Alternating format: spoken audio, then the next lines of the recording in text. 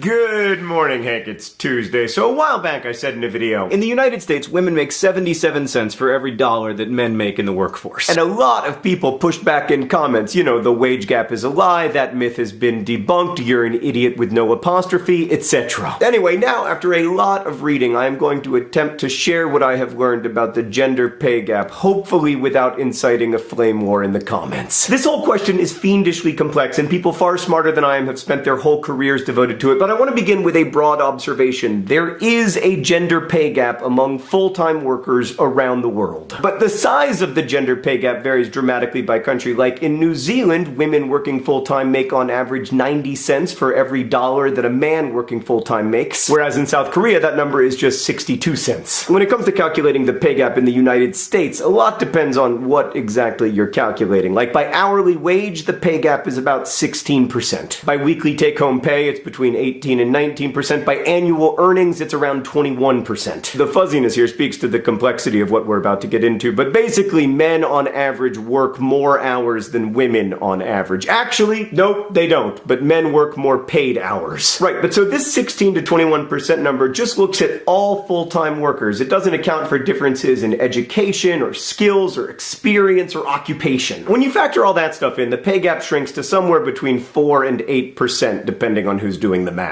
This is the so-called unexplained pay gap, that is, there is no economic explanation for it, and most nonpartisan analyses agree that this part of the pay gap is directly due to gender discrimination. By the way, you can find links to lots of sources in the doobly-doo. But yeah, that 4 to 8% number might sound low, but even on the extremely conservative end, it would mean that women lose over $241 million of pay every year to direct discrimination. I should add here that there is also a wide racial pay gap in the United States, and as discussed in this Vlogbrothers video, there is overwhelming evidence that much of that gap is due to direct discrimination. Because race and gender affect people long before they enter the workforce, it's difficult to disentangle causes here, but we do know that women of color are doubly disadvantaged when it comes to pay, regardless of skill level, experience, or education. Right, so a portion of the gender wage gap is attributable to discrimination in the United States, but most of it is ostensibly about choice. Choice of college majors, or flexibility when it comes to hours, or occupation. And this is what people generally mean when they talk about debunking the gender wage gap. Women on average work fewer hours and tend to work in less lucrative professions, from school teaching to caregiving. Whereas men are more likely to work in higher paying fields like engineering or anesthesiology. And some of the pay gap can be found here. Like in one study of more than 120 professions, more women than men worked in 9 of the 10 lowest paying jobs. But of course that isn't only about choice, it's also about the expectations of the social order. Like, why are there more female nurse anesthetists but more male anesthesiologists? And then there's the fact that even within almost all of these professions, the pay gap persists, from computer programmers to teachers to lawyers. Some of this is the aforementioned unexplained pay gap, but some of it is because men on average work more paid hours than women, which brings us to the question of unpaid work. The average adult American woman spends 167 minutes per day on housework or care for household members. For the average adult American male, it's 101 minutes per day. And that work, even though it's unpaid, is of course very real. Now, none of this is to criticize the many women and many men who work fewer hours or don't work in the labor force at all to focus on childcare or housework. It's only to say that women doing a disproportionate amount of the unpaid labor in the United States inevitably distorts the paid labor market. We see this especially clearly in studies of what happens to workers after they have kids. With each child a family has, women see their average income relative to men go down. It goes down about 7.5% after the first child. There have been a ton of studies exploring this, but I just want to highlight one. In 2007, a Stanford professor sent out fictitious resumes to various firms and found that female applicants with children were less likely to be offered positions, and when offered jobs,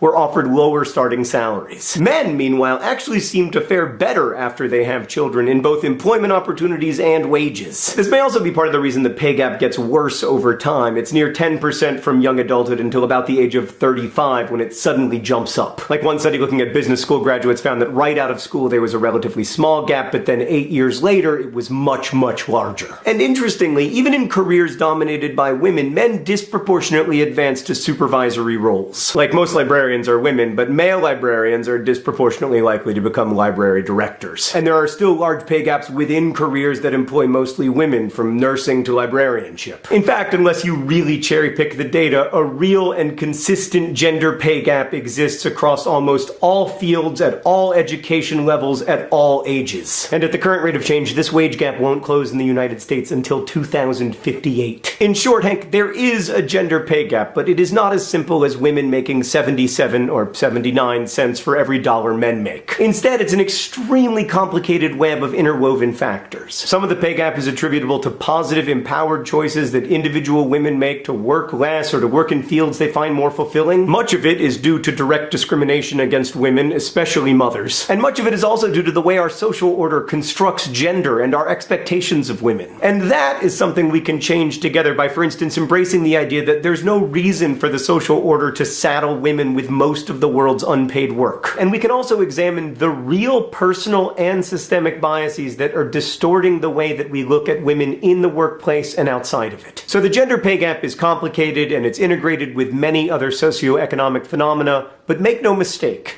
it is real. Hank, I'll see you on Friday.